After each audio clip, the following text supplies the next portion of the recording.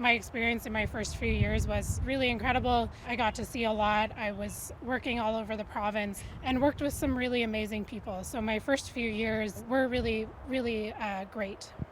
Alex Lane started fighting wildfires in 2015.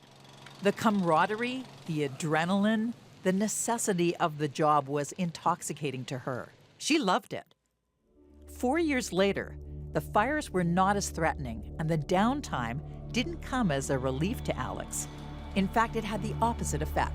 Things slowed down in 2019, and that's when I found things got a little bit more challenging in terms of my mental health.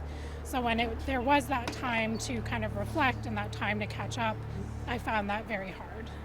At first, Alex thought that her experiences were unique and they made her feel weak and fragile. Eventually, she discovered that other firefighters were going through the same experience as well. Fire seasons are getting longer, and the recovery time for people is getting shorter in between seasons. So I'll get calls from people at this time of year who say that they still feel like they're buzzing from last fire season. Anna Richards fought fires for 20 years. Today, she's a clinical counselor, running a hotline of sorts, a confidential service for forest firefighters. She says public perception is critical to these workers. They're on social media, and they read what is being said by the general public, and it leads to what she calls moral injury when they feel a public backlash. There's already this foreboding sense of doom for some of them. On the whole, people who are drawn to this work are people who, carry the burden. They are people who care a great deal about doing a good job. I'll check in when fire's under control. That dedication is apparent, even when talking to new recruits and hearing why they signed up for one of the toughest summer jobs in the province. The dangers of it are real, but I want to be in there helping. I don't want to be on the sideline, and I want to make a difference. We're stronger than we think. We can just keep going. There's no stopping. No stopping.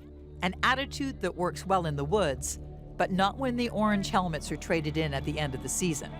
A reality the BC Wildfire Service says it's now dealing with. This isn't easy money. This is hard money. This is challenging.